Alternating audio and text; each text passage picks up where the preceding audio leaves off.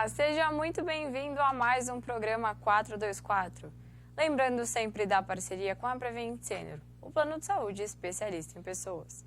Não esquece de seguir a gente nas redes sociais, @pgm.424 no Instagram e programa 424 no Facebook. A gente também agora está no YouTube, programa 424, estamos ao vivo pelo YouTube e pelo Facebook. Por lá você consegue interagir com a gente, mandar sua mensagem, sua cornetada, que vocês quiserem, que eu estou de olho aqui e vou passar para os nossos comentaristas. Bom, hoje a nossa bancada está reduzida, mas o programa vai ser demais e eu tenho certeza. Matheus, muito boa noite, seja muito bem-vindo. Boa noite, Gabi. Meu destaque inicial vai para a Seleção Brasileira de Futebol de Areia, que vem de 2 resultados positivos na Copa do Mundo. Ganhou de Oman na primeira rodada e ontem ganhou de Portugal, que tem um histórico de 3 conquistas em Copa do Mundo. É um dos mais lendários jogadores de futebol da história, que é o Madjer. E o Brasil vem se apresentando muito bem em Dubai. Mauricinho, Bruno Xavier vem jogando muito bem, levando essa seleção à próxima fase, já está garantida na próxima fase. Amanhã joga às 2 horas da tarde contra o México. O técnico já disse que talvez mescle um pouco o time, até para dar um pouco mais de rodagem para os jogadores que jogaram um pouco, pegaram um pouco mais de confiança e entrarem bem nos próximos jogos. E a partir daí começa a reta final, né? Que é oitavas, quartas e semi e final nas próximas semanas. É isso aí, Matheus, ótimo destaque. Bom, hoje iremos falar sobre Paulistão, tivemos até clássico Palmeiras e Corinthians, que no finalzinho ali deu o que falar, Carioca, Rio Open e muito mais. Jean, muito boa noite, seja muito bem-vindo. Boa noite, Gabi, Matheus, audiência do 424. Poderia falar nesse destaque inicial de Palmeiras e Corinthians, da volta do Corinthians, do desempenho razoável para baixo do São Paulo desde a Supercopa, mas vou falar de Botafogo. Botafogo parece que vive ainda um 2023 que não tem fim. Ontem, não vou dizer que foi goleado, porque conseguiu marcar o segundo gol contra o Vasco, diminuiu o prejuízo, terminou 4-2. Vitória do Vasco de virada para cima do Botafogo. Afunda o time da Estrela Solitária numa que se pode chamar já de crise. Thiago Nunes foi mal nas declarações pós-jogo, em que, de uma forma ou de outra, joga nas costas dos jogadores a responsabilidade, e não vou nem criticá-lo por ter feito isso, mas a forma como fez, disse que tinham jogadores que tinham pedido para não jogar. E aí a emenda fica pior do que o soneto quando ele vem hoje a público novamente e com um discurso meio que enlatado resolve assumir toda a responsabilidade, dizer que ele é o comandante, mas o problema é que o mal já estava feito. É isso aí, a gente vai falar bastante também sobre o Carioca, Paulistão e muito mais. Bom, mas lembrando das redes sociais, @pgm.424 no Instagram e programa 424 no Facebook. Lembrando que a gente agora também está no YouTube, programa 424. Se você colocar lá, pgm.424 é mais fácil de você achar também. Bom, vamos começar falando de Paulistão, São Paulo 2, Bragantino 2, mas antes vamos ver a tabela e a classificação. Por favor, produção, coloque pra gente ver aí os jogos no final de semana.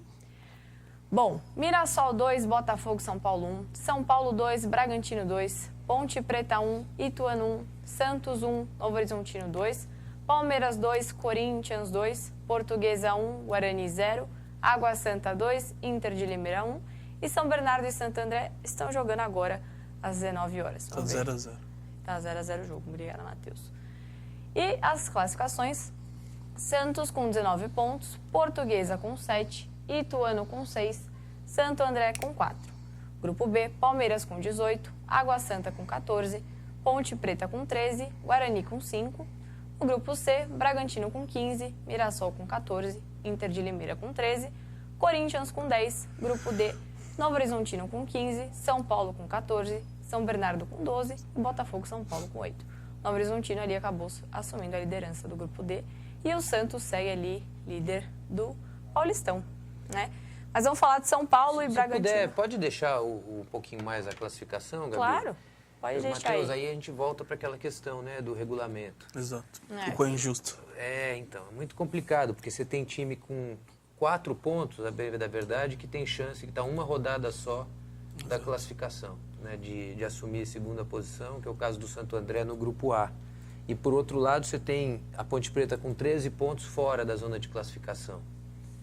São Bernardo com 12 também fora, Inter com 13 fora. Então, se no ano passado não deu certo, nesse ano parece que as coisas confluíram ainda para uma situação mais discrepante, sem sentido, né? Porque realmente 3 dos piores do campeonato estão no Grupo A.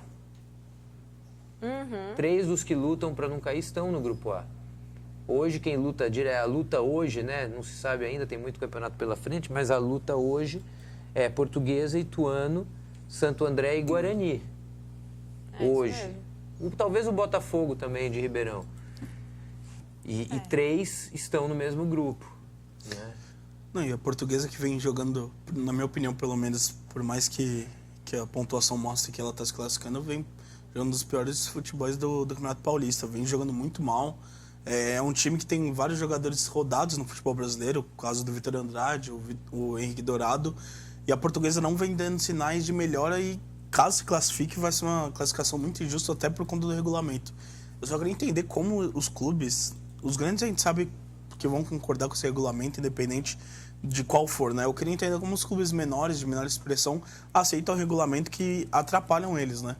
Porque não faz sentido você deixar alguns jogos de acontecer, você não pode jogar com times do seu grupo para jogar lá na frente. Não sei se é porque facilita na passagem, né, das oitavas para as quartas para a semi, porque não tem explicação para esse regulamento continuar ano após ano. Ano passado, igual o Jean falou, já tinha causado um pouco de estranheza, e este ano continuar da mesma forma causa maior estranheza ainda. No passado, o São Bento era vice-líder do grupo até a última rodada e acabou rebaixado. Acabou como o último do grupo e rebaixado. E o Ituano, que também corria risco de rebaixamento, se classificou para as quartas de final. A explicação, né, que se dá é que com esse regulamento você garante que cada clube menor enfrente 3 vezes, certamente 3 vezes, ou melhor, 3 grandes, né, no mesmo, 3 dos 4 grandes no campeonato. Mas existem outras possibilidades também de encaixar nesse número de datas um outro regulamento que permita que os pequenos enfrentem pelo menos 3 vezes os grandes também. Existiriam outras alternativas. A gente mesmo já fez um exercício aqui, algumas vezes dividir em 2 grupos, depois uma fase seguinte com outros confrontos. Alguma forma melhor teria que se buscar, porque não há nem a garantia de enfrentar 4 grandes no mesmo campeonato, e alguns dos clubes ditos menores jogam só uma vez em casa contra um grande no campeonato, dependendo do ano. É complicado, né? Não, e por exemplo, se a gente for pensar, nesses clubes pequenos, o que eles mais precisam é da renda dos jogos, né? Então, colocando enfrentamento contra clubes maiores e mais quantidade de jogos, você consegue gerar uma renda maior para esses clubes, por mais que ele deixe de enfrentar um dos grandes, ou enfrente todos, ou algum desses fora de casa, vai ter, consequentemente, 2 ou 3 jogos a mais em casa durante... Mas falando em renda, eu vi no... Paulistão geralmente costuma ter os ingressos mais baratos, sim, é normal. Eu fui ver o ingresso do Palmeiras e São Bernardo, lá... Em São Bernardo. Em São Bernardo. R$140 o ingresso. Antigamente não era tão caro assim o ingresso. O que vocês acham disso? São nesses jogos que eles conseguem uma renda. Vocês acham certo isso ou... Aí é a lei do mercado que vai ditar. É assim. Sabe que por tem que quê? ser. Com futebol caro como é hoje, o clube que quer ser campeão precisa se preocupar em ter a maior arrecadação possível. Se tem torcedores dispostos a gastar isso e o clube consegue encher o estádio com esses valores, ele tem que cobrar. É a realidade. Você pode até ter um plano para distribuição de ingressos a menor custo, se for um projeto social, alguma coisa assim. Mas o clube precisa da renda. Essa discussão, para mim, é superada. Hoje, futebol é feito graças a orçamentos grandes. Não, e eu vou dar um exemplo. Por exemplo, O São Bernardo, o maior expoente do campeonato para eles é o Paulista. Então, eles vão botar uma renda, um valor de ingresso maior. Sim. Assim como para Corinthians, São Paulo, Palmeiras, Santos, a Libertadores é o campeonato de maior expoente. E sempre esses campeonatos, eles botam o ingresso muito mais caro. Então, se a gente for pegar para o São Bernardo, o Paulista vai gerar uma renda muito grande porque vai enfrentar esses clubes. Então, o ingresso tem que ser alto.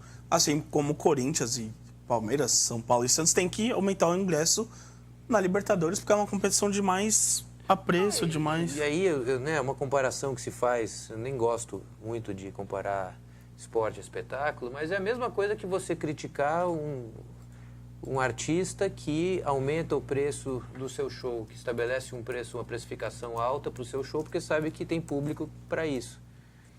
É o direito dele. Exato. Quem quer, vai. Que aí tem... Que aí paga, senão vai para um espetáculo menor. Não é falta de opção também, né? Não é falta de opção. Não é falta de opção. É só ver, a Javari lotou domingo. Ingressos a R$10 para quem é sócio. Tava lotado. Assim como alguns jogos de clubes menores em São Paulo, o próprio Nacional, que fica perto da Moca, quando tem jogo lá, não lota. Então não é falta de opção.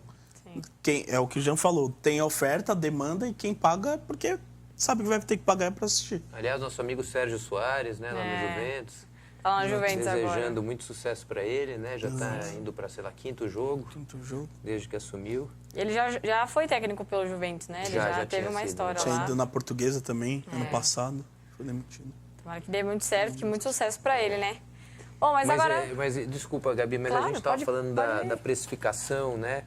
E mudamos um pouco. Tinha mais um assunto, eu acho que dentro do... Não, preço dos ingressos, o Palmeiras... Não, acho que era isso mesmo. Eu acho que era só isso. Se lembrar, a gente corta e volta a falar o que estava falando. Mas vamos falar um pouquinho agora de São Paulo e Bragantino. A gente vê os melhores momentos junto comentando um pouquinho, né? E aí, Jean, você assistiu o jogo, o que você achou? Foi fortes emoções e pouco não, e puro entretenimento, né? Então, Gabi, o que acontece? A gente já falou isso várias vezes, né? O São Paulo precisa... Está muito ligado, né? É um time que depende muito da sua, digamos assim, do seu estado físico. É um time que precisa muito do físico para jogar, desde o ano passado, né? Precisa de muita transpiração. E realmente foi um começo de ano num ritmo mais acelerado do que deveria ter sido por conta daquela semana de clássicos, né? Sim. Clássico na Neoquímica Arena e clássico depois em Belo Horizonte, a Supercopa do Brasil contra o Palmeiras. Então ali foi uma semana de um desgaste muito grande. Não dá para criticar, era a semana importantíssima, mas você pode ver que a partir do momento em que teve uma queda de intensidade, os resultados deixaram de aparecer. Ah, mas poderia ter tido uma sorte melhor contra a Ponte em Campinas, talvez, né? Perdeu na reta final do jogo, contra o Santos não merecia ter perdido. Decisão contestável de arbitragem, São Paulo teve mais volume, não merecia ter perdido, talvez merecesse empatar. E contra o Bragantino ontem, a verdade é que o jogo se desenhou para o Bragantino com um gol de início. Depois... Não houve superioridade do Bragantino, houve superioridade do São Paulo, mas sem muitas chances claríssimas de gol. No segundo tempo, na altura do jogo que o São Paulo consegue o empate, ali o resultado mais provável era a derrota. Era a derrota para o Bragantino. Os dois times vinham com 10. O Caleri consegue, numa bela jogada, né, a entrada do Eric entrou muito bem no jogo. Marca o gol e dá um passe para o Caleri, que define muito bem, vira a partida, mas a verdade é que ainda faltavam 4, 5 minutos. E o Bragantino, já times mais desorganizados, em 10 contra 10, e aí o Bragantino, numa escapada, acaba empatando. Aí a pergunta é, copo meio cheio ou meio vazio? Claro que, por ter conseguido a virada nos minutos finais... Não é o que se esperava, mas pelo que foi o jogo, o 2-2 ficou de bom tamanho. Acho que era jogo para empate mesmo. E aí, Matheus? Qual o melhor jogador dentro de campo? Não, uma coisa que está me surpreendendo muito é assim, a insistência do Carpini em alguns jogadores que já não renderam naquela posição. O Jean, desde o começo do ano, vem falando muito nessa questão que o Carpini estava espelhando o que o Dorival vinha fazendo, né? E nesses momentos, até o Jean, vou repetir de novo, o Jean falou, depois naquela semana anterior do clássico e dos dois clássicos, da decisão e do jogo contra o Corinthians, que aquela semana seria decisiva para o Carpini. Foi muito bem os dois jogos, conquistou a vitória contra o Corinthians, conseguiu o título sobre o Palmeiras, depois é uma queda muito grande, assim. E são momentos que o Carpini precisava mostrar um pouco do seu rosto e porque foi contratado, né? A insistência do Luciano como um 10 ali, pra mim, tá sendo até cansativa de ver, porque o Luciano não consegue formar jogadas, não fez nenhum jogo bom, pelo menos pra mim, desde nessa temporada toda, não fez um jogo muito bom. A insistência dele com o Nicão, que pra mim não é explicável. O Nicão estava emprestado temporada passada pelo Cruzeiro, não foi bem. Desde que foi contratado pelo São Paulo, ele não foi bem. Outros pontos pra mim, o Bobadilla ter jogado na direita nesse último jogo foi uma falha dele, foi uma tentativa, mas até o final, que desde o início estava mostrando que não estava sendo bem sucedido. Então acho que assim, o Carpini ele precisa entender um pouco do que é o São Paulo. Não é um time que você vai conseguir fazer testes. Nessa altura do Paulista, geralmente, quando o treinador é mantido, ele já tem um corpo do time que ele quer. É só pegar o Palmeiras, é só pegar o Santos, que teve um treinador assim como o São Paulo, que já tem um corpo de time titular. O São Paulo, por mais que, obviamente, eu sei como é difícil treinar o São Paulo, a pressão que tem, a gente vê que todos os treinadores passam por lá falam isso. Não tem o Lucas para ajudar, e o Lucas é uma válvula de escape muito grande, mas eu acho que essa assistência, Galopo pela esquerda, que já mostrou que não joga lá, já deu entrevista. Pós alguns jogos, ele já falou 2 vezes, eu jogo de 8 ou de 10, não estou acostumado a jogar na esquerda. Então acabam criando algumas dificuldades para o Carpini, que ele mesmo poderia resolver, e ele continua insistindo.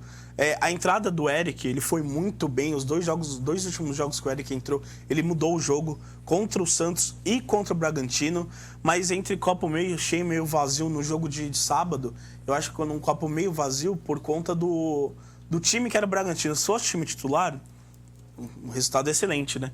Mas era um time reserva porque vai jogar pré-Libertadores. Era um time também que não tinha entrosamento. Tanto que você vê, o Bragantino começa a pressionar, concordo totalmente com o São Paulo dominou o jogo, na minha opinião. Mas quando entrou alguns titulares, o São Paulo ele caiu bastante de rendimento. Tanto que você vê o lance do Léo Ortiz ali, que ele consegue passar com uma facilidade. O primeiro gol do Bragantino, do Thiago Borbas, para mim é inaceitável. Se você pegar o lance de trás do gol, tem uma câmera. Do Bobadilla, né? Em cima do Bobadilla, até o Arboleda junto com ele, mais um, que eu não lembro quem é. E passa de uma facilidade, sabe? Que nesse momento o São Paulo não é um time que são jogadores que não se conhecem. Né? É um trabalho feito há um ano. Aqueles jogadores já se conhecem. Não deveria existir um erro tão bobo como esse. Mas o Carpini, para mim, ele tem que começar a se atentar nisso, porque nesses momentos que o torcedor começa a pegar no pé, vai ficar insistindo no Nicão, vai parar de usar o Galopo, vai manter o Luciano, então é bem difícil. Matheus, você sabe que o Nicão, eu concordo com você, é uma tentativa que me parece não deu certo nem no jogo contra o Palmeiras. Nenhum jogo. Porque ele foi mal, ele foi substituído no intervalo, ele tinha ido muito mal no primeiro tempo. Muito mal não, mas foi um dos jogadores que destoaram do resto. Ele insistiu e agora também... vocês sabem que quando o Carpini foi bem, eu sempre tive calma. Sim. E agora, nesse momento de turbulência, acho que também a gente tem que ter calma. Concordo. Mas tem algumas questões que precisam mesmo ser corrigidas e certamente ele vai ver isso. A tentativa do Bobadilla na lateral não deu certo. Você vai falar, puxa vida, mas ele perdeu 3 laterais. Né? Perdeu 3 laterais. Ele vinha fazendo o que o Dorival fazia, só que ele não tem mais as peças que o Dorival tinha. Porque o Lucas se machucou, o Rafinha se machucou. E outra coisa, tem horas que precisa mudar também um pouquinho, né? Não adianta ficar na O mesma. Rato se machucou. O Rato é muito importante para o São Paulo. Agora a gente percebe. Porque ele ajuda na armação que o Luciano não faz. E ele cai pela direita, tem aquela bola, né? Aquele facão. Então assim, é um jogo. Você vê, esses jogadores são importantes. E tem o Lucas. O Lucas é o melhor jogador do time. Então você não tem o Lucas, não é que você não tem só o seu lateral titular, você não tem 3 laterais. Né? Aí vai ter que rever. Opa, entre colocar o Bobadilla e colocar um terceiro zagueiro, é melhor colocar um terceiro zagueiro, então, pela direita. E jogar com 3 zagueiros e não aconteceu o que aconteceu no começo do jogo. Porque não foi só aquele lance, o Bragantino deitou e rolou no primeiro tempo. Tanto que o segundo gol também foi pelo lado direito, né? Não, o segundo gol, a bola vem A bola vem cruzada e vai pro outro lado. Pelo lado do Bobadilha, os dois. Também. Então, são coisas... Aí é que tá. Ele vai precisar agora sentar, ter calma, mas tem a questão dos desfalques. Tem a questão dos desfalques e tem que fazer as escolhas também. Agora tentar outras ideias. É a hora dele colocar o dedo dele, Carpini, nesse time. Justamente porque esses jogadores que estão sendo aproveitados agora são jogadores que chegaram, né? Esses jogadores que vieram justamente para você ter peças de reposição em posições que no ano passado eram, se não carentes, menos recheadas do que nesse ano. Mas você acha que ainda é um pouco de receio de mexer, de medo de fazer alguma coisa de errado, que ele está nesse entrave? Não, acho que é tentativa mesmo, porque ele se viu numa situação em que ele não podia mais repetir o que o Dorival fazia, ou porque os jogadores não estavam à disposição, ou porque estavam com problema. É justamente isso, é por não estarem mesmo à disposição, né? Foi isso. Ele certamente queria contar com o Rafinha, queria contar com o Lucas e queria contar com o Wellington Rato no time. São as posições justamente que a gente vem discutindo aqui. Sim. Né? E tivemos expulsões também, né, Matheus? Sim, tivemos 2 expulsões. Tivemos 2 expulsões aí. Se tiver o lance das expulsões, por favor, pra gente poder comentar. O que você achou, Matheus? Justo, não justo? Mereceram? Bom, essa do Arboleda eu não achei justa. No começo, tanto que vai ser 2 no mesmo lance, né? Essa expulsão para mim do Arboleda foi meio precipitada. Eu achei que foi uma péssima arbitragem, inclusive, nesse jogo, porque tava tomando decisões precipitadas, toda hora apitando faltinha. Muito inseguro, porque é aquilo que a gente fala, né? O árbitro hoje apita com a mão no ouvido para ouvir o que o VAR vai falar.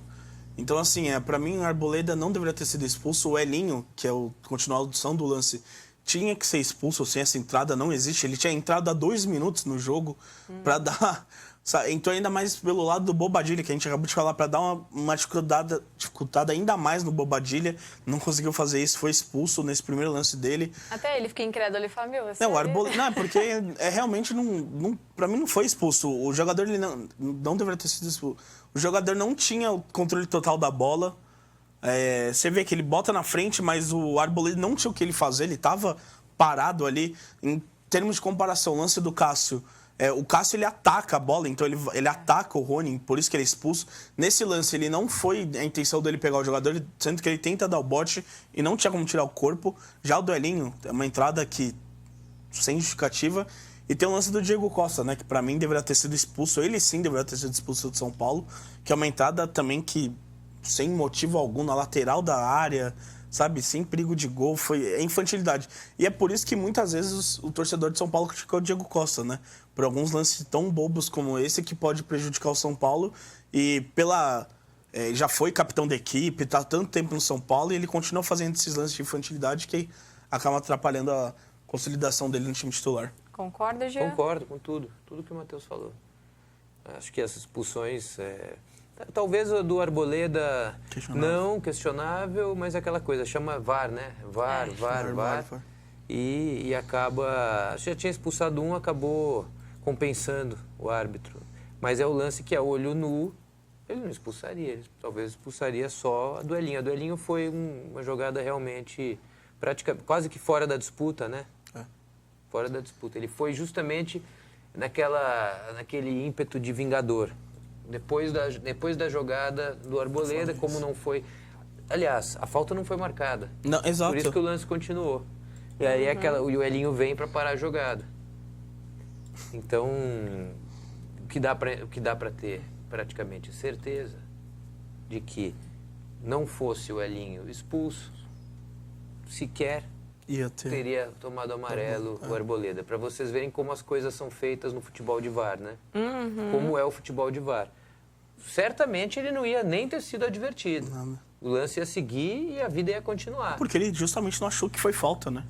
Então, e aí depois vem a jogada do Elinho, que acaba levantando a lebre sobre a jogada que deu origem, ao incidente.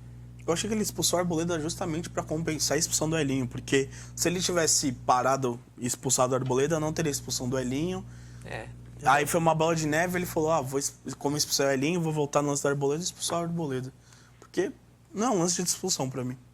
Bom, agora o São Paulo ele está ali na segunda colocação no grupo D, né? Que ele tem um jogo a menos, com 14 pontos, da quinta rodada contra o Inter de Limeira.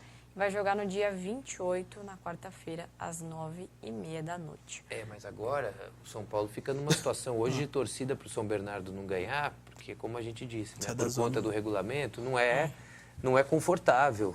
Você está 5 rodadas do final, né? 5.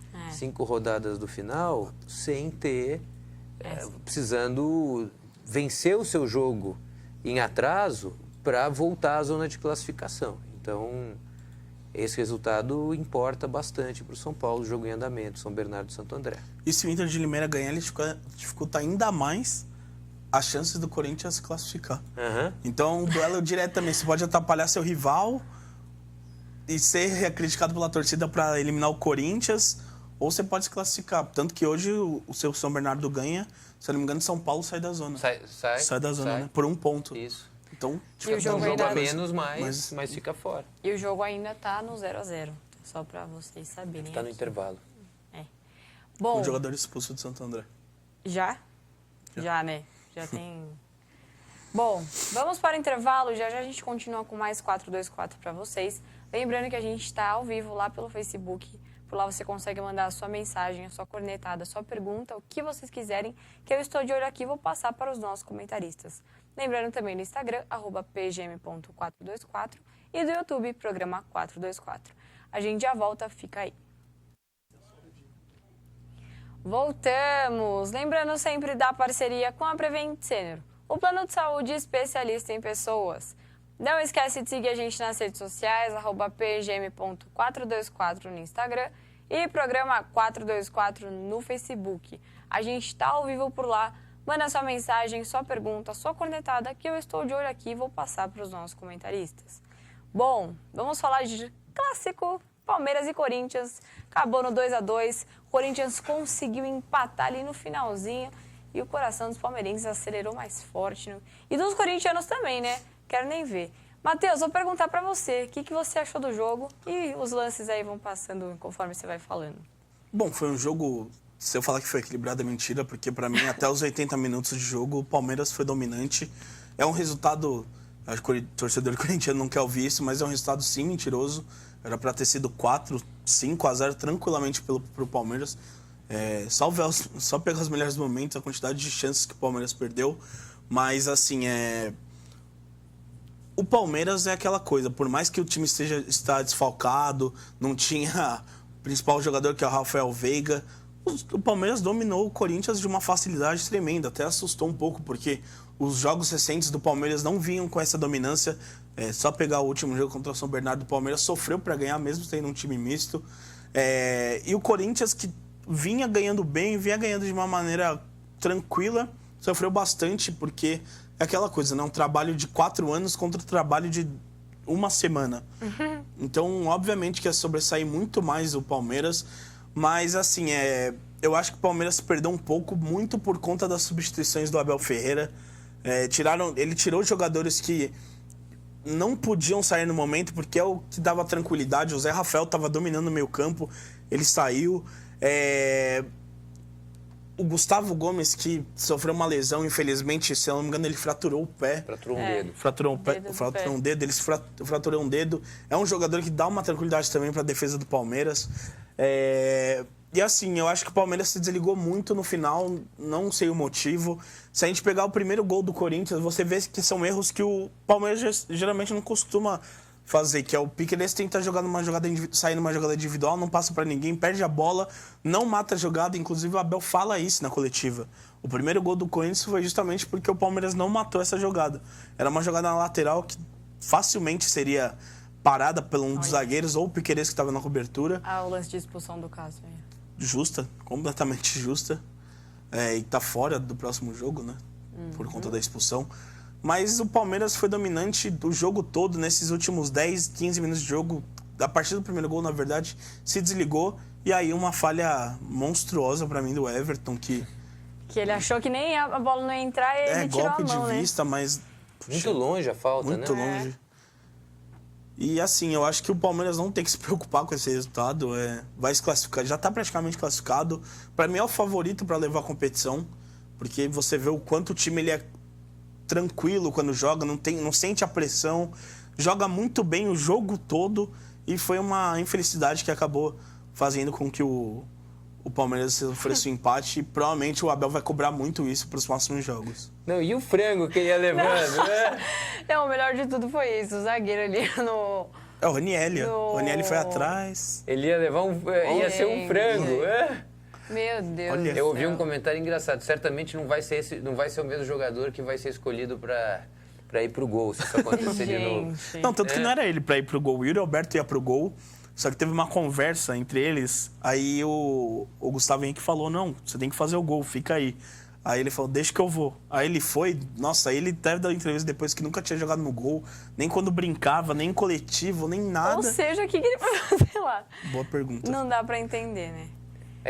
Foi realmente daquelas coisas do futebol, né? Esse jogo. Não, mas eleva o moral do Corinthians, porque você vem de uma semana de recuperação. A verdade é que o que estava acontecendo se devia muito ao Mano Menezes, mas não ao Mano Menezes, mas à situação que se criou. Não ao Mano Menezes por não ser bom técnico, mas pelo clima em que o clube vivia com um técnico que já vivia em clima de despedida desde o ano passado, né?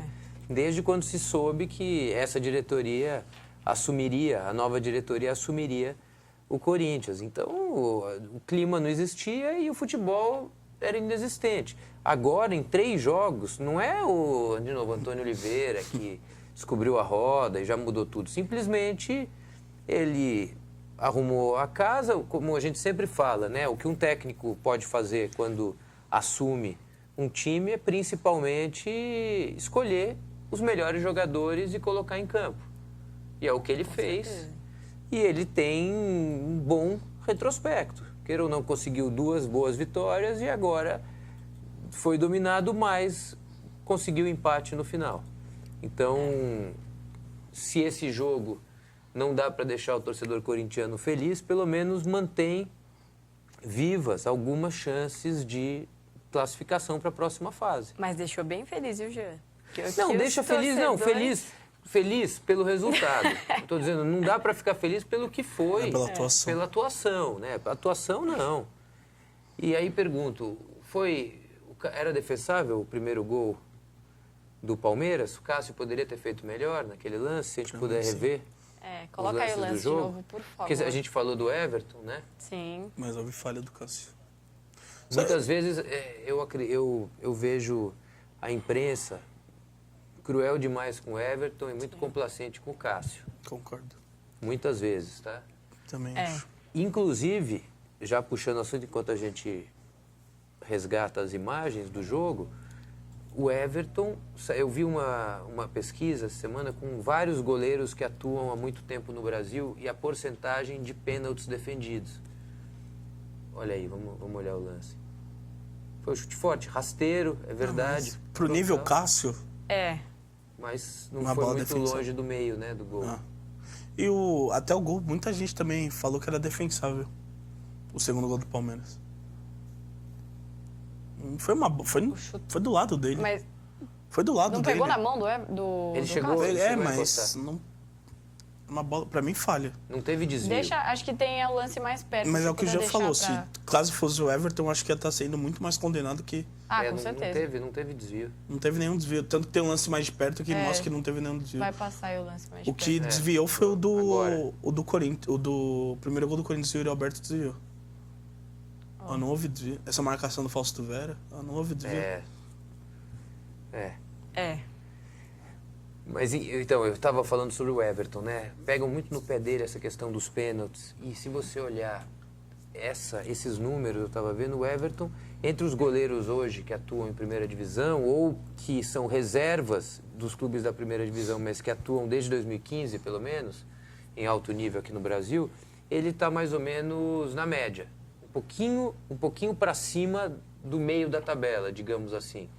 E pasmem, também para mim surpresou o Rafael do São Paulo, que também era muito criticado, agora acho que pararam né, de criticar, depois né? que ele pegou 2 né, na Supercopa do Brasil, mas que era também muito criticado, está no top 10 8, 9 dos goleiros que tem melhor aproveitamento em disputas de pênaltis. Ou disputas de pênaltis ou em cobranças de pênaltis no tempo normal. Detalhe, ele ficou a maior parte da carreira sendo reserva. Não, mas aí, então, pega os jogos que ele disputou, né? Tá. Pega os jogos em que ele realmente disputou. E aí você, com um número mínimo... Eu vou ver se eu consigo depois resgatar para a semana que vem. E só valem pênaltis chutados no gol. Também. Não, uma coisa que até me espantou bastante, eu tinha falado semana passada que teve alguma falha do Everton, não lembro contra quem foi, que eu até comentei que era muito injusto cobrar um Everton. Eu vi torcedores palmeirenses falando, não, tem que usar o lombo agora, tem que ir atrás de alguém pro Everton. Nossa. Gente... Não, isso eu acho exagero. Não, gente, se a gente pegar o jogo ano passado, pra mim o Brasileirão foi por conta do Everton. Com certeza. A gente pega o jogo contra o Botafogo, quem defendeu o pênalti do Tiquinho quando tava 3-1 e ia ficar 4-1 foi o Everton. É um país de memória muito curta, né? É que agora ele não serve pra nada. Eu acho que os palmeirenses eles reclamam mais do Everton em questão de pênalti. Ah, mas não... Mas não queria. Mas mesmo em pênalti, você tem que procurar. Depois a gente prometo que a gente vai trazer esse estudo que mostra, esse levantamento que mostra que ele não é um goleiro ruim. Ele só não é tão bom como ele é nos outros, digamos, as outras habilidades relacionadas à posição. Sabe um goleiro que era horrível pegando pênalti? Quem? Horrível, só que era muito bom. O Jailson do Palmeiras não pegava pênalti. Se não me engano, ele pegou um pênalti do Diego Ribas em 2016, fora de casa, e só, sabe? Mas ele não era tão criticado igual o Everton. Não, é o que eu tô falando.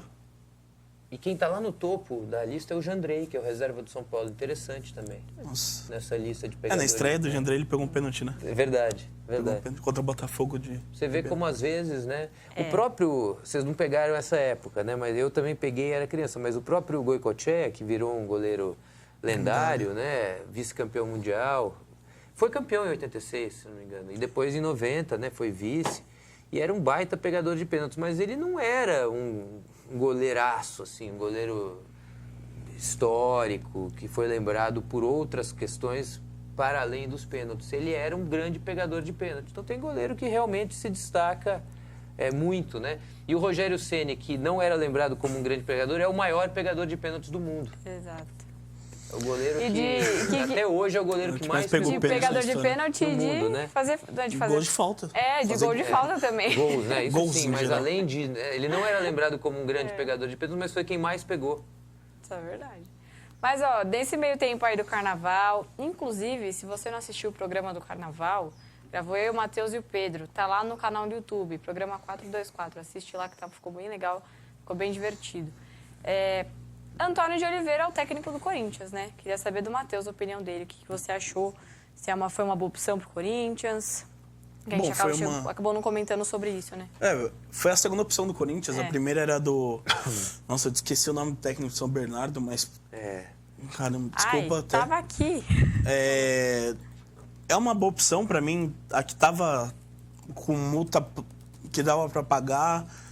Entre os nomes que foram mostrados, pra mim era a melhor opção. Porque o Corinthians queria um treinador jovem que desse um rosto diferente pro Corinthians com as peças que tem. É um bom treinador. Nunca fez um trabalho... Zanardi, né? Zanardi. Obrigado.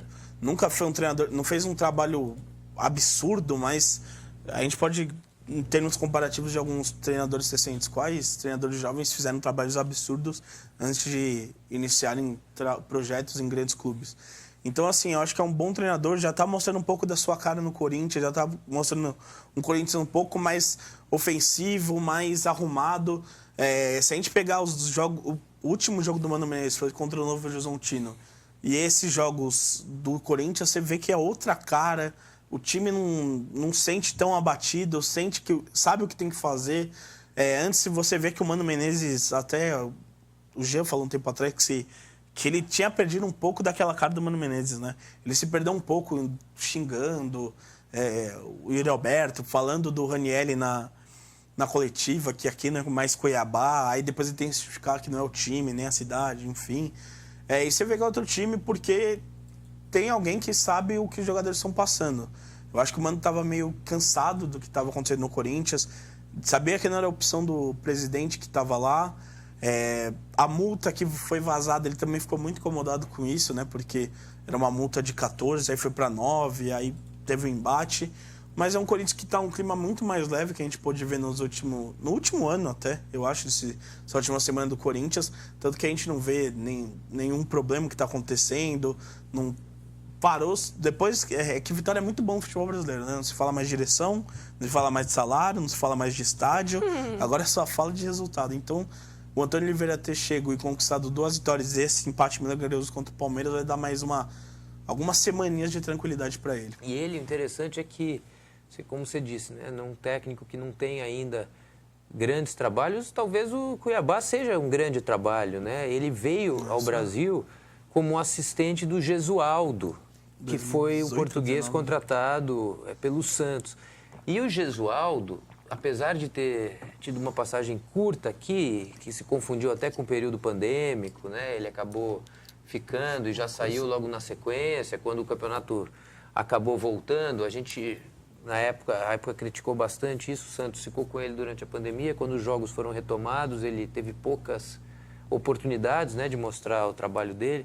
Mas era um técnico muito experiente e campeão em Portugal, com passagem por grandes clubes. Então, ele esteve com o Gesualdo, com um técnico que é considerado um grande técnico em Portugal, um cara com muitos ensinamentos, com muita experiência. Ele já tinha mais de 75 anos quando veio para o Brasil. Então, uma escolha muito interessante do Corinthians ante o cenário atual, muito interessante mesmo. Eu não vejo nenhum outro nome mais qualificado para esse momento, com possível e qualificado, né? Com uma combinação que era o que o Corinthians tinha no momento. É engraçado que a gente sempre espera isso. A gente chega daqui uns meses e a gente fica, meu Deus, vamos ver o que vai ser agora. Mas a verdade é que alguém tinha que ser escolhido, né? Foi mais ou menos o caso do São Paulo com o Carpini também. Se o São Paulo tivesse escolhido o Antônio Oliveira, talvez fosse também uma escolha válida. Sim. Muito válida. Não sei se eu fosse dirigente, eu iria para o Carpini ou para o Antônio Oliveira. Não sei. Estou dizendo que ambos nomes são nomes possíveis, né, nos respectivos momentos dos dois clubes e que estavam, não estavam à disposição, né, mas que eram possíveis de ser contratados. Pela multa baixa era 1 milhão a do Carpini, não era? E 1.200.000 a do Antônio Oliveira. É uma coisa muito interessante também essa questão de ir atrás de treinadores jovens, ambos os clubes, né? Porque, por exemplo, na saída do Dorival, circulou alguns nomes que não agradaram a maior parte da torcida. 1.040.000. Circulou alguns nomes que Cuca, Luxemburgo, enfim, os de sempre, né? E não agradou a torcida de São Paulo, tanto que foi atrás do Carpini, que é um baita treinador, na minha visão, pela idade que tem, pelo que conquistou até agora. Mas a gente entrou até no assunto no último programa sobre o Cuca. Se voltasse o Cuca, eu acho que ia ser toda aquela ia trazer uma coisa que não precisava no momento que nenhum dos clubes precisavam, né? E a mesma coisa com o Corinthians. O Corinthians, no último ano, todos os treinadores que você via que eram especulados e foram contratados não agradavam a torcida. Exato. O caso do Antônio Oliveira agradou todo mundo. Você não viu ninguém questionando. Não queria, sabe? Todos falaram, é a melhor opção que tem, é melhor ele do que talvez alguns outros nomes. Então, assim, você vê que o Antônio Oliveira já começa bem porque tem uma paz dentro da torcida, não vai ser muito cobrado pelo início. Então ele já chega também com uma tranquilidade a mais. A mesma coisa do Carpini. O Carpini já chegou com um pouco de carinho da torcida de São Paulo, né? E esses resultados da quebra do tabu e da conquista do título já ajudam muito. Dá fôlego, né? Dá muito fôlego. Assim como ontem. Se o Antônio Oliveira perdesse ontem, já ia ter começaria um pouquinho de crítica, mas não seria pesado. Esse empate dá um fôlego pro Antônio de algumas boas semanas. Então, assim, eu acho que os dois clubes acertaram muito nas contratações, porque a gente precisa também, eu estava até falando um pouco com meu pai sobre isso, que quais times aqui no país tem treinadores da Série A, tem treinadores jovens e que você nunca viu um trabalho tão grande assim? Eu acho que o Corinthians e o São Paulo são os únicos. Bom, mas o Corinthians aí segue na última posição, com 10 pontos no grupo C. E o próximo jogo será contra a Ponte Preta no domingo, às 8 horas da noite. Bom, Vamos ver o que vai ser, né? Já está com seus 9 jogos. Vocês dois aí, então. Vamos ver, né? Bom, temos agora o Santos, que perdeu, né? Até continua, mas ele tá tranquilo aí na tabela, mas perdeu. Faz tempo que isso não acontecia. Até é estranho falar. Mas e aí, Jean, você assistiu o jogo? O que então, você o achou? Santos, no primeiro tempo, foi dominado. Foi um 2-0 merecido. Sim. No segundo tempo, diminuiu e poderia ter conseguido o empate no final, mas pegou um adversário difícil, é bom que se diga. O Novo Horizontino não é um time qualquer. Hoje o Novo Horizontino é um time de Série B que disputou acesso à Série A. Então realmente não vai ter moleza. Olha aí. Golaço. É um gol também, como no jogo contra o São Paulo, né? Na fase inicial do jogo, que também condiciona, de certa maneira, a sequência da partida, uma jogada rápida também. O Rômulo, que está vendido para o Palmeiras já, esse 10. Então, é um resultado surpreende porque o Santos começou muito bem o campeonato. Mas não fosse o bom início do Santos no campeonato, não seria nada muito fora do normal. São times que vão disputar a mesma competição, né? Exatamente. E assim, você vê que o Santos, a gordurinha do começo do campeonato está ajudando bastante, né? Porque não vem jogando bem. O jogo contra o Corinthians, o Santos... foi o último jogo do Santos que ele foi bem. Para mim, o resultado contra o São Paulo foi muito injusto. Por mais que, para mim, as marcações foram certas, eu acho que o Santos não mereceu sair com a vitória. Ontem o Santos jogou muito mal. Foi um reflexo do Santos do ano passado, que sofre muito, aí quando já está no apagar das luzes, começa a acordar, mas já é muito tarde para buscar o resultado. E é isso que o Carille tem que se atentar, né? Porque o Santos, que até o momento era o futebol mais bonito do Paulista, dos grandes pelo menos, nessa competição, tá sofrendo bastante, e até muito por conta desses jogadores que foram contratados, né? Não são jogadores que apresentam futebol muito bonito nos últimos anos, não eram. Se não fosse o Santos, onde eles estariam? Provavelmente em times de segundo escalão. Até aquilo que a gente falou alguns programas atrás, algumas semanas atrás, que o caso do Gil, se não tivesse no Santos, em qual time ele estaria? Mesma coisa Otero, Casares, enfim. William, Bigode, a mesma coisa. Então são jogadores que vão entregar isso aí, não vai ser muito acima.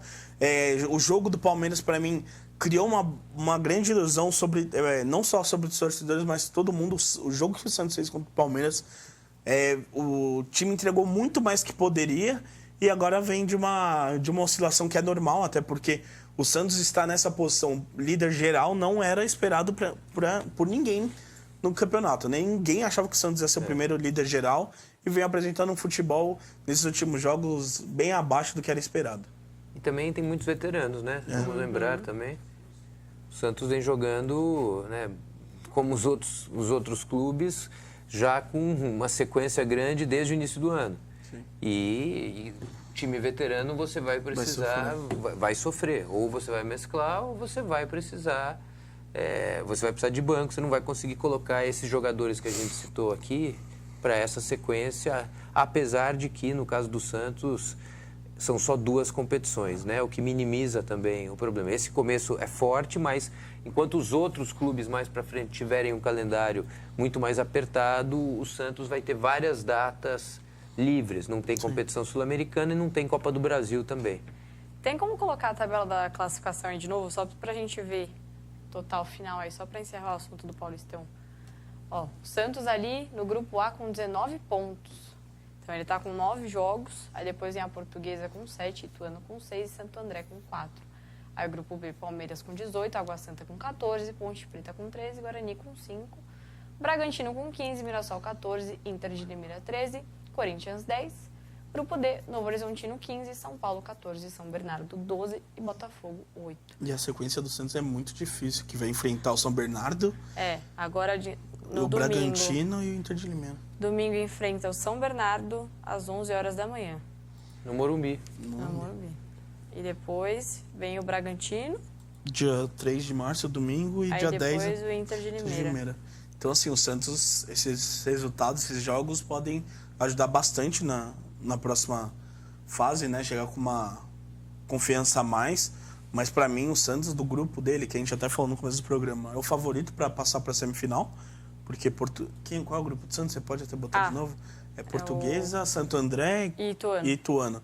Então é amplo favorito de passar sobre qualquer um desses três. Aí depois vai ter que se preocupar, porque né, caso enfrente ali São Paulo ou Novo Horizontino, o Santos, se a gente pegar os resultados, ganhou do Novo Horizontino, mas sofreu bastante contra o São Paulo, não jogou bem, se enfrentar numa semifinal. Contra o Palmeiras ele foi muito bem. Contra a Água Santa, não lembro o jogo, perdão, como foi o resultado. Do Água Santa? Água Santa e Santos, não lembro. Mas o Água Santa vem muito bem nos últimos jogos, ganhou do Água Santa de 1-0. Do Corinthians ganhou de 1-0. Água Santa e Santos? 1-0 pro Água Santa. Perdão, pro Santos, 1-0.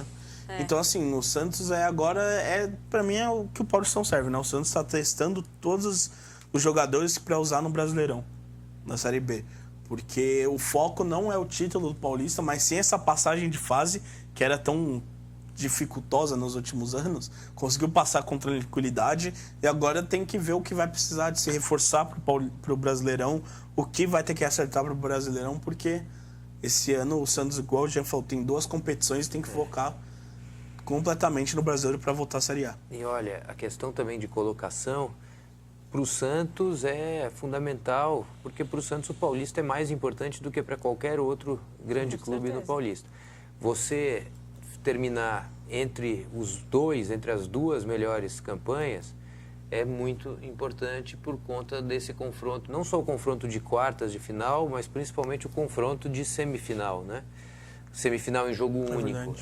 Existe um peso muito grande para o clube que chega à semifinal com a melhor campanha. Nos últimos anos isso tem sido demonstrado, né? Confrontos entre grandes. Não me lembro recentemente de ter visto nenhuma derrota em confronto de grande,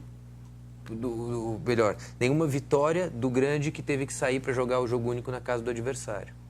A final em 2 jogos, o fato de definir na casa do clube que tem melhor campanha, claro que é um fator interessante, mas essa vantagem tem mais peso no confronto de semifinal.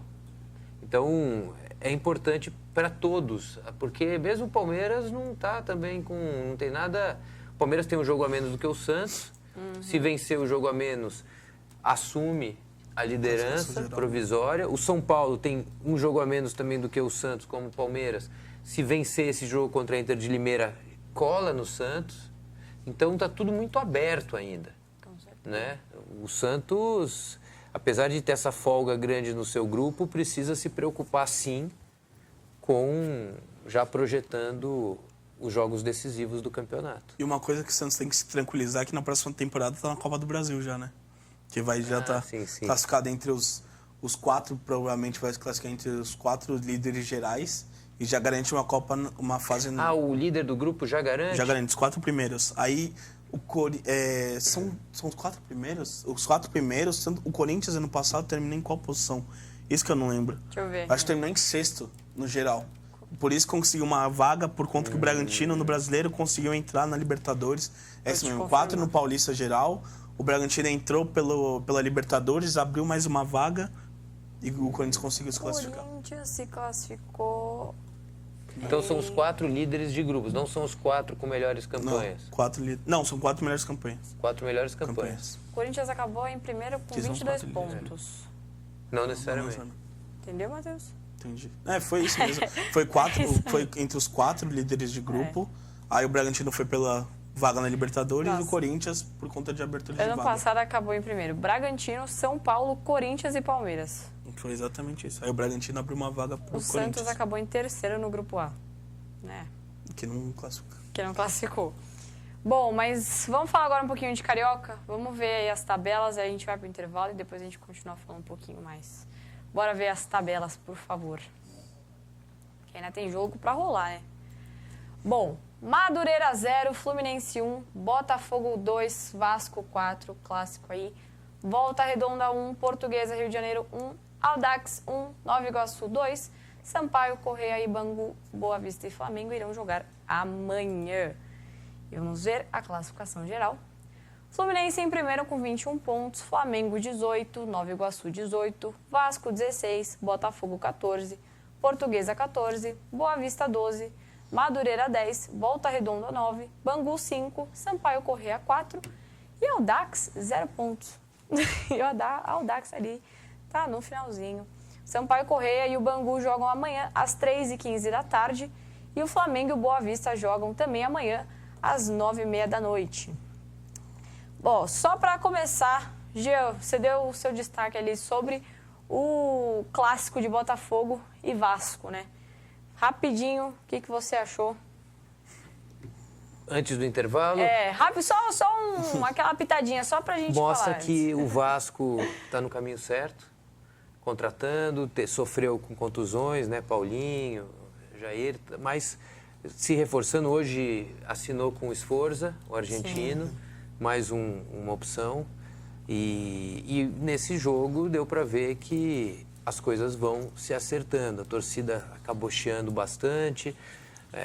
O trabalho do Ramon Dias começou pela metade, né, com um elenco dividido, turnê nos Estados Unidos, mas o estadual chama atenção principalmente quando as coisas não dão certo, né, e quando há vitórias em clássicos. E agora acho que a coisa vai andar. É isso aí. Bom, vamos para o intervalo, já a gente continua falando mais de Carioca e muito mais. Fica aí que já tem mais 424 para vocês. Voltamos! Lembrando sempre da parceria com a Prevent Senior, o plano de saúde especialista em pessoas. Não esquece de seguir a gente nas redes sociais, @pgm.424 no Instagram e programa 424 no Facebook. Inclusive, a gente está ao vivo por lá. Manda sua mensagem, sua cornetada, sua pergunta, o que vocês quiserem, que eu estou de olho aqui e vou passar para os nossos comentaristas. Lembrando que também a gente está no YouTube agora, programa 424. E lá no Instagram você acompanha mais os cortes, você acompanha as novidades, acompanha as fotos do programa e muito mais. É bem legal vocês terem a gente lá, também acompanhar um pouquinho dos bastidores. Então é isso. Jean, continue o seu raciocínio aí falando do clássico. Deus, a questão da arbitragem. O Vasco vinha sendo muito prejudicado. Ou se não prejudicado, não havia... não foi beneficiado em lances polêmicos. Sempre em lances polêmicos, a balança acabou pendendo para o lado do adversário nos últimos jogos. E tanto que, no momento da escolha do árbitro para essa partida, para o clássico contra o Botafogo, o Vasco sequer mandou representante. Fato é que ontem, nos lances duvidosos, aí a balança pendeu para o lado do Vasco, né? Aí, olha, o primeiro gol do Botafogo. Foi anulado. Que impedimento que não existiu. Que você pega a imagem do VAR, tá na mão dos jogadores. Nunca vi VAR botar... Mão não faz parte do jogo, então não conta como impedimento. Logo aos 10 minutos. Nossa senhora. Olha a qualidade do VAR no Brasil, minha nossa senhora. Na mão.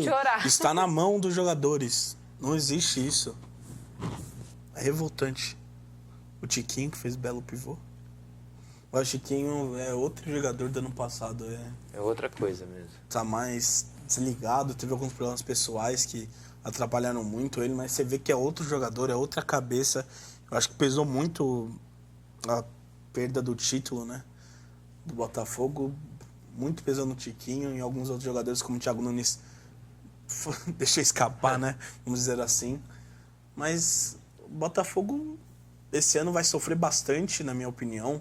Não digo que vai ser rebaixado nem isso, mas vai sofrer bastante por conta dessa cobrança da torcida, do mental dos jogadores, até porque não dá para mandar 22 jogadores embora e contratar outros 22. Então vai ser... grande parte desse elenco está sendo do brasileiro do ano passado. O Eduardo, que está sendo o expoente técnico desse time esse ano, vem jogando muito bem. Ontem fez um gol absurdo de bicicleta e o primeiro gol também foi muito bom. Mas essa linha defensiva do Botafogo é muito sofrida, é muito difícil. Desde da metade do campeonato do ano passado vem sofrendo bastante. Trouxe alguns jogadores para reforçar. O Lucas Walter do Goiás chegou, que veio bem do Goiás, perdão, já tá caindo um pouco de rendimento. E aí é um pênalti bobo, Bobo, né? infantil. Bobo demais. E aquela coisa do mental. Não, é um mental. Chega a ser piada. Bola, gente, indo pelo pra, amor de bola Deus. tava indo pela linha de fundo, né? Pelo amor de Deus.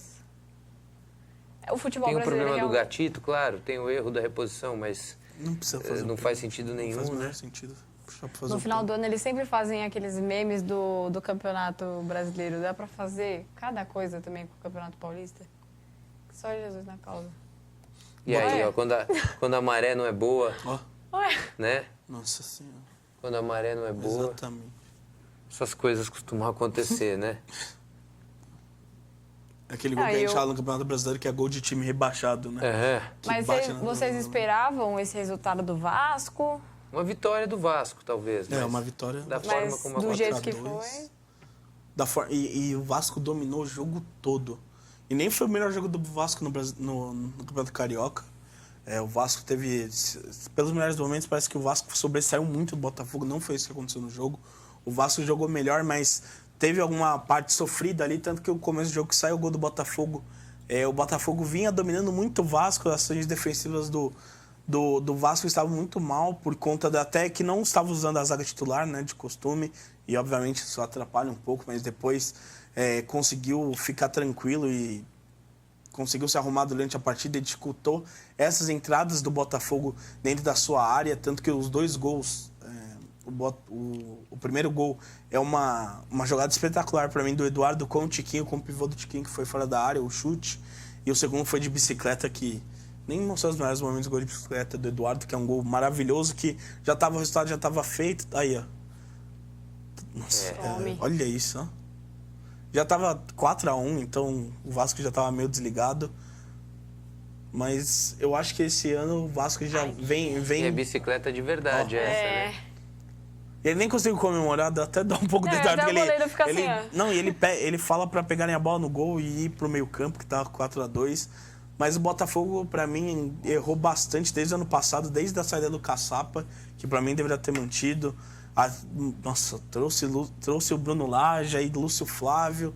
E para fechar o caixão, trouxe um treinador que tem um costume, nos últimos trabalhos, de ir muito mal, né? O Thiago Nunes, desde do Atlético Paranaense, não foi bem em nenhum trabalho. Foi um dos responsáveis por rebaixar o Grêmio. Foi mal no Ceará. Foi mal no Sport Cristal. Foi mal. Tá indo mal do Botafogo. E é uma decisão que eu não entendi até agora por que contratou o Thiago Nunes. Não é um treinador que tem a cara do Botafogo, que precisava naquele momento de Um cara reerguer. explosivo, né? Precisava de alguém, né? Precisava de alguém para dar um Uma chacoalhão, bomba, exatamente, sabe? uma bomba emocional. E ele é um técnico mais... tranquilo, É um outro estilo, né? Um estilo... Ele lembra o Tite nas palavras. É verdade, o estilo tranquilo, estilo calmo, o estilo de um técnico mais cerebral. Era tudo que não era necessário para aquele momento. Mas como a gente falou, já que contratou, Banca, né? agora tem que bancar. Se joga. E também não adianta agora dispensar. Mas também o Botafogo tem a pré-Libertadores essa semana, né? E aí, o que esperar? Foi a pior coisa possível, né? Porque muita gente dizia, o Botafogo tem que poupar. Poupar seus jogadores Semana que vem. para jogar... Semana que vem, desculpa. Peraí. Não, essa semana. Essa semana, agora, quarta-feira, é agora. 9h30. Tanto que Desculpa. muito se discutiu a respeito, né? Essa semana. Vai poupar, o Thiago Nunes vai entrar com força máxima, não vai contra o Vasco. Entrou. E se deu muito mal. E aí é que tá, foi a pior situação possível, né? Você Desgastou entrar, os jogadores. você... mas se bem que agora é engenheiro de obra pronta. Naquele jogo também, Corinthians e São Paulo, a gente teve a mesma discussão. O Carpini deve ir com os titulares ou deve poupar para o jogo contra o Palmeiras? Foi com os titulares e foi com moral lá em cima para jogar contra o Palmeiras, né? Sim. Se tivesse ganho ontem, a gente ia falar, olha, que bom, né? O time tá preparado. agora correu esse risco, né? Um time desgastado e com moral lá embaixo. O primeiro jogo é dia 21, quarta-feira, às 9h30, contra o Aurora. E o jogo de volta é no dia 28, na outra quarta-feira também, né? Às 9h30. Nossa, teve o desgaste do jogo físico e psicológico, né? Ainda mais que o Thiago Nunes deveria ter blindado um pouco dos jogadores. Jogou mais lenha na fogueira. Só um adendo. O primeiro jogo será lá na Bolívia. e o segundo será aqui. Sim. Então, já teve um desgaste físico, vai ter que ir pra Bolívia, que lá a gente sabe da altitude, o quanto sofre, né? E assim, eu acho que o Thiago Nunes, que deveria ser o perfil dele mais tranquilo, mais calmo. O que falou ontem foi péssimo, falando que alguns jogadores não queriam jogar, que tá tendo os jogadores estão sofrendo muita pressão psicológica. A gente vê isso muito no Botafogo e a pior coisa que pode falar é expor isso, né? Você tem que blindar esses jogadores, dar a maior tranquilidade possível, porque foi, na minha visão, o maior vexame do Brasileirão. Acho que depois do Brasileirão, acho que não dá pra esperar mais. Não dá mais. Porque já era surpreendente o Botafogo estar lá. E é mais surpreendente ainda eles terem perdido esse título. Era impossível eles perderem esse título. Não, é uma situação muito difícil de ser conduzida daqui para frente pela gestão, porque é difícil você também trocar todos os seus jogadores. Não dá. Né? Mas também trocou muito pouco. Basicamente é o elenco que jogou o Brasileiro do ano passado. Então, o que o Thiago Nunes falou ontem foi muito, muito sério. Você praticamente não consegue mais... Acho que o Thiago Nunes e a polêmica do nosso presidente também com as declarações. Mesmo voltando atrás, declarações sobre a guerra, voltando atrás, você não vai voltar totalmente. É um cristal muito rachado o que aconteceu lá. Então, e a questão, qual que seria agora? Você vai trocar o treinador? Eu vejo mais ou menos o que vai acontecer. Eles vão esperar a pré-Libertadores. Se tomarem 2 porretadas para o Aurora, tiveram ainda a sorte de ter um primeiro confronto bem acessível. Aliás, o Aurora é de Santa Cruz, se eu não me engano, não é de La Paz. Santa Cruz de la Sierra? Se eu não me engano, não sei se tem altitude. A altitude não é tão alta, né? Você confirma, Gabi. Vou confirmar. Só de qual a cidade, mas de toda forma, se o Botafogo não passa por essa fase da pré-Libertadores, tchau pro Thiago Nunes. Depois dessa declaração, acabou. A chance dele, e aí de novo, olhando para o copo meio cheio, é que ele tem um confronto de pré-Libertadores acessível e se ele passar, ele vai ficar. Vai continuar. Né? Porque a essa altura, imaginem os gestores do Botafogo pensando o que nós vamos fazer, né? Contrataram o jogador mais caro da história, o Luiz Henrique do mercado brasileiro. Cochabamba, Bolívia. Cochabamba, então não tem altitude. É perto, né? Salvo engano, você confirma só a altitude de Cochabamba? Confirmo. É a pessoa do Bolívar, não? Acho que é. Eu acho que Cochabamba não tem. É a cidade da Universidade de Medicina, tinha muitos brasileiros que... Calma aí que entrarei. Espera aí, gente. Então, é uma situação muito difícil, porque contrata, né, Luiz Henrique para tentar mudar o foco. Claramente o Textor contrata esse jogador para tentar mudar o foco, mas já com prazo de validade, já anunciando, olha, ele vai ficar 1 ano... 2.558 metros. Não tem altitude. Não é La Paz, mas tem sim. La Paz é 3.000. Já é mais um brotou problema, um pouquinho. Então. E é isso, a ver agora o que vai acontecer lá. Não, e além disso, talvez o Botafogo tenha que disputar de novo o Mataça Rio, que é o 5º colocado na classificação do Carioca, que ano passado foi até motivo de chacota, teve uma infelicidade do Marçal de falar, isso aqui não significa nada, a gente tem que focar no brasileiro e tudo mais. E se passar nessa fase da Libertadores, pega o Bragantino talvez na segunda fase. Aí começa já a dificuldade pro Botafogo, além do Carioca que está acontecendo, talvez tenha que enfrentar o Bragantino, que é um time muito ajeitado. O trabalho do Caixinha é muito bom, muito, muito bom. E aí a gente tem que ver como o Botafogo vai ser, né? Porque se a Libertadores vai disputar de novo a Sul-Americana, para mim, caso o Botafogo vá para a Sul-Americana, tem que ser o foco principal deles esse ano. Tem que ser a Sul-Americana para uma classificação, além de um título, uma classificação direta para o próximo Libertadores, que com o futebol que foi apresentando com o Thiago Nunes, dificilmente vai ter um G4 aí para o Botafogo. Então eu acho que, além disso tudo, do Texas ter trazido o Luiz Henrique, trouxe o Damian Soares, lateral que era do Getafe, para vir para a lateral direita, que era um problema do Botafogo, né? Lesões do Marçal e do Fábio. Então, assim, o Botafogo está tentando se reestruturar, mas está tendo alguma dificuldade. O Luiz Henrique já se machucou também, né? Já se machucou. A questão do Tiquinho está muito difícil para ele. Eu acho que o Botafogo, além de trazer o Luiz Henrique, deveria trazer um centroavante para ocupar esse espaço também. Pelo menos disputar um pouco com o Tiquinho, porque tira um pouco do Tiquinho de cena, sabe? Porque o que ele está sofrendo é muita pressão da torcida e também um pouco de cobrança dentro do clube. Então o Botafogo tem que ver o que vai ter para a temporada, né? Porque se continuar assim, vai sofrer bastante no Brasileiro. E também tem o líder do campeonato, Fluminense, que ganhou contra o Madureira, que foi Madureira 0, Fluminense 1. E também vai ter a Recopa, né? Que ele vai jogar a Recopa ali contra o LDU essa semana, dia 22, às 9h30.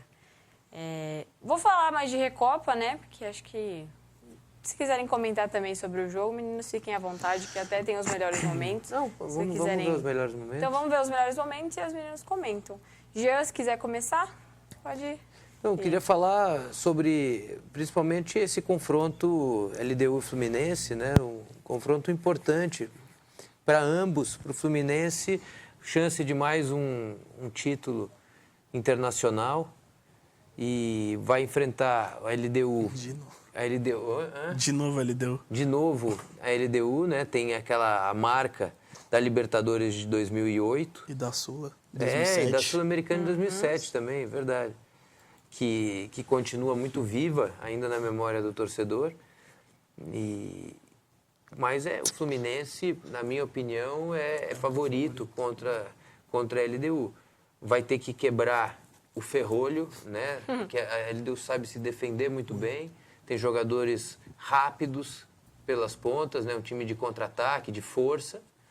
Mas com paciência e na técnica o Fluminense tem mais chance de conseguir a vitória nos dois confrontos. O LDU tem tudo aquilo que o Fluminense odeia, né? Velocidade.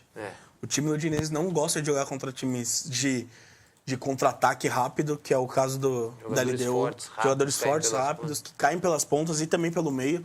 Inclusive, o Diniz tem que ver muito bem o jogo de São Paulo no passado contra a LDU fora de casa, para ver o quão bons e rápidos eles são. É um time bem treinado. Tanto que o treinador da LDU foi, nessa troca de temporada, foi muito falado em alguns clubes que estavam vendo a troca de treinador, porque é um treinador muito bom. Tem uma visão de jogo muito ofensiva. É legal de assistir a LDU. Quem pôde assistir alguns jogos da LDU nessa última Sul-Americana se surpreendeu provavelmente com esse time, porque lembra muito o Independente Del Valle do Ramírez, que era um treinador muito bom, um treinador ofensivo que usava a mesma coisa, a velocidade, e que dificultou para o São Paulo. A mesma Independente Del Valle, não só do Ramírez, que ganhou a Sul-Americana em 2020 ou 2019, eu não lembro, teve a base também para conquistar a Sul-Americana de 2022, que era um time muito veloz e organizado. Então não vai ser um jogo tão simples assim para o Fluminense, por mais que não seja a LDU de 2007, 2008, também tem esse estigma dessa vitória sobre a equipe equatoriana. E o Fluminense está fazendo dever de casa no Campeonato Carioca, né? Vem jogando com o time reserva, o Lelê, mais um ano que ele disputa artilharia no Campeonato Carioca. Ano passado foi o artilheiro pelo Volta Redonda e o Diniz pediu ele no Fluminense. Foi fechada a contratação, era um empréstimo de 1 ano. E esse ano o Fluminense fechou a contratação em definitivo do Lelê. 6 gols no campeonato. E agora o Fluminense está fazendo testes, né? Trouxeram alguns jogadores que não vinham de tanta rodagem. Trouxe o Antônio Carlos, se eu não me engano, esqueci o nome dele, perdão, não sei se é esse, que era do Palmeiras, era do Corinthians, foi pro Palmeiras, estava no Orlando City, foi pro Fluminense agora. Felipe Alves está jogando Carioca pelo ex-São Paulo, está usando o Douglas Costa para dar um pouco de rodagem, para ver como vai ser essa entrega dele no Fluminense. Então, assim, o Fluminense tem um time bom, uma base.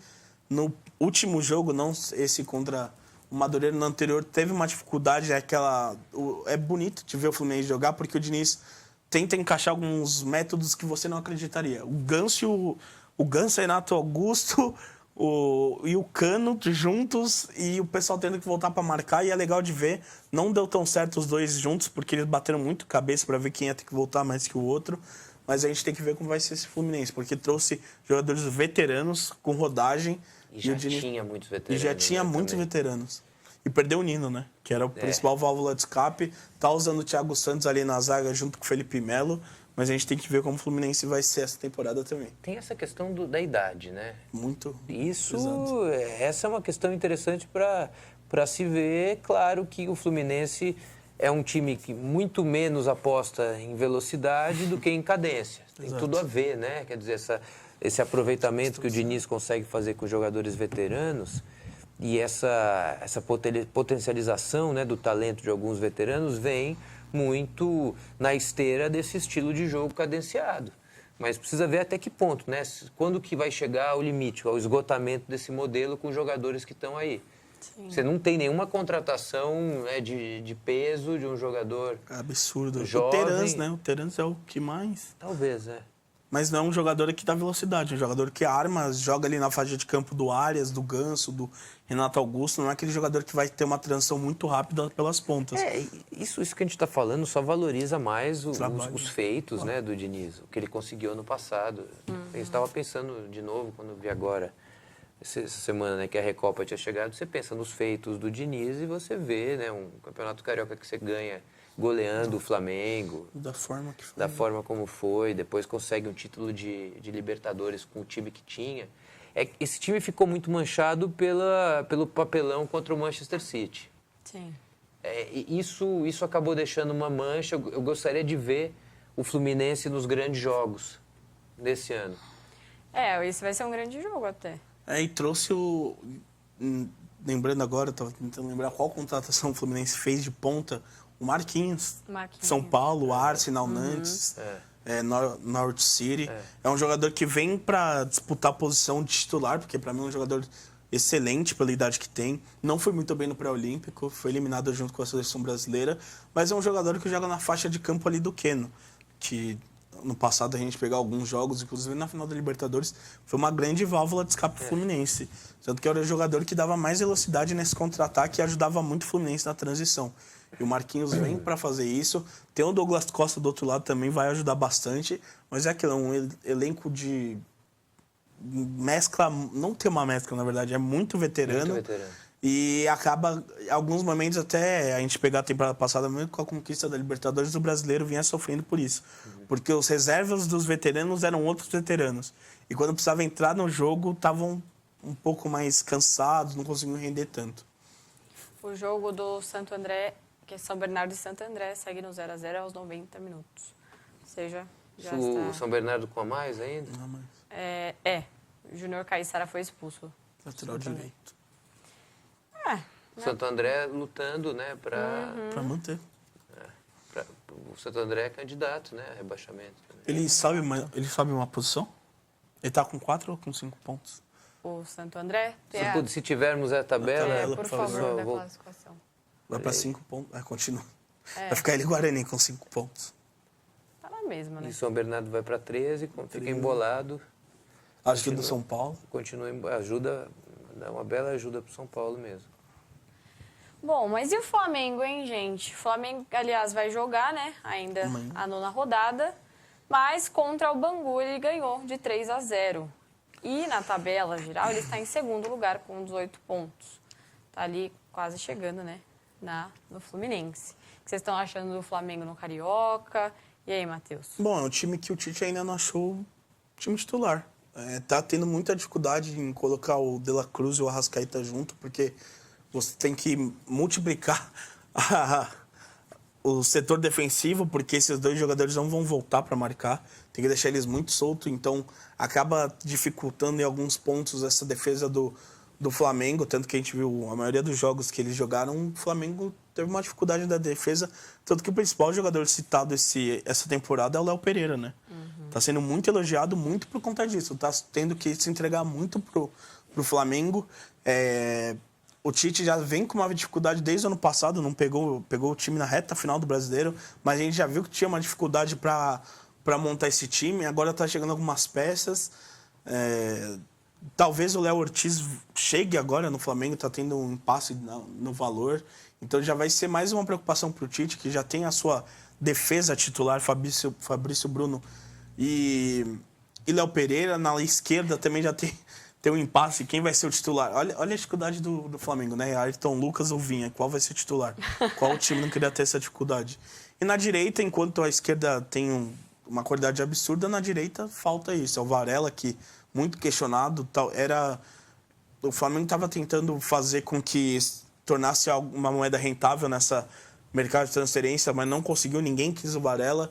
Tem o lateral Wesley, que é um jogador da base, foi bem, mas oscilou bastante até por conta da idade. O Mateuzinho saiu, agora foi pro Corinthians, que era, para mim, o melhor lateral do Flamengo era o Mateuzinho, e se livrou. Então, assim, o Tite está tendo dificuldade até porque são muitas peças e tem que botar todas essas peças para jogar. Tem que botar Luiz Araújo, tem que botar Bruno Henrique, tem que botar... É tipo um quebra-cabeça que o Tite tá, muito mais difícil, é um cubo mágico, porque... Nossa Senhora. E o problema é que são muitos jogadores que vieram contratados e recebem salários altos, né? Exato. Isso dificulta mais, e isso eu sempre digo, né? Uma questão de você analisar a formação de grandes times, de times que foram campeões. São raras as situações em que esses grandes times aqui no Brasil são times montados de forma artificial. Normalmente, esses grandes times que acabam criando épocas, né, se não dinastias campeãs, eles são formados com uma mescla de negócios de ocasião, né, com os jogadores pratas da casa. E o Flamengo parece que está deixando um pouco de lado, né, os pratas da casa. É um time com muitos jogadores experientes ou em idade ainda, vamos dizer assim, na flor da idade, mas que vêm de outras experiências. Com renome fora, né? Não com renome. O São Bernardo acabou de fazer um gol. Aí. Só porque a gente falou que só que vocês falaram, o São Bernardo tranquilo acabou de fazer pro São Paulo. tudo que o Flamengo 2019 era isso, né? Uma mescla de jogadores com umas transferências que não eram tão esperadas. A chegada do Gabigol, do Bruno Henrique, junto com o Rafinha e Felipe Luiz. Tinha o Diego Ribas, que estava lá há muito tempo, junto com o Everton Ribeiro. Esses jogadores que eram pratas da casa saíram nessa última temporada, né? A última e penúltima. O Felipe Luiz se aposentou, o Everton Ribeiro foi pro Bahia, o Diego se aposentou também. Então, você vai perdendo muito isso. E era muito dito na imprensa carioca também, por parte dos nossos colegas, que quem mantinha esse vestiário unido eram muitos esses jogadores. O Everton Ribeiro, por ter muito respeito, o Diego, o Felipe Luiz, e vai se perdendo com essas saídas. Os pilares, né? Os pilares Sim. mesmo. Tanto que agora os pilares são os jogadores jovens, que são ídolos no clube há bastante tempo. O caso do Gabigol, o Gerson, mas não são características de líderes de elenco. Bom, infelizmente, nosso 4-2-4 está chegando ao fim, mas antes vou falar um pouquinho do Rio Open, que iniciou hoje, que hoje tivemos a primeira rodada, que é hoje e amanhã, dia 19 e 20. Rio Open é um torneio de tênis no Rio de Janeiro e vai até o dia 25 de fevereiro. Vai até dia 25 de fevereiro.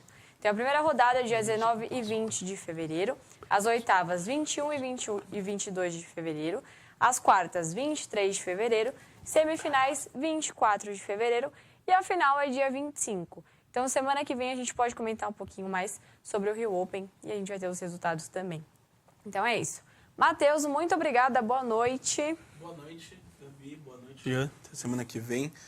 Meu destaque vai novamente para o Campeonato de Futebol de Areia. Amanhã tem Brasil e México, 14h. Então, vamos acompanhar, que é uma categoria que perdeu um pouco daquele ânimo que tinha antigamente, que tinha jogadores como Benjamin, Buru, Jorginho, o lendário goleiro Mão, mas agora está se reconstruindo com jogadores que já foram eleitos melhores do mundo, que é o caso do Mauricinho e do Bruno Xavier, que foi eleito, se não me engano, 2 vezes melhor do mundo. E vamos apoiar aí, porque é muito bom ver o Brasil no topo, independente da categoria. É isso aí, Matheus. Se quiser, inclusive, trazer esse assunto semana que vem, pode trazer, que a gente fala mais. Semana que vem vou trazer como vai estar a situação do Brasil. É isso aí. Jean, muito obrigada. Boa noite. Boa noite, Gabi. Como destaque final, já que a gente falou de seleção brasileira, o Endrick, que não foi bem com a seleção brasileira no pré-olímpico, voltou muito bem para o Palmeiras. Mas essa ausência do Endrick liga um sinal de alerta, certamente na diretoria do Palmeiras, para pensar no que vai fazer para o segundo semestre. Porque a verdade é que, depois de substituições, os reservas para a posição não estão certamente à altura dos titulares.